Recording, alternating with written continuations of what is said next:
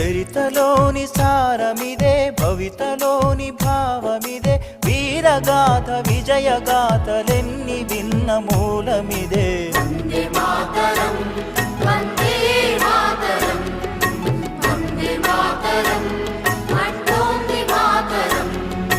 వందే మాతరం, వందే మాతరం, వందే మాతరం అంటోంది మాతరం.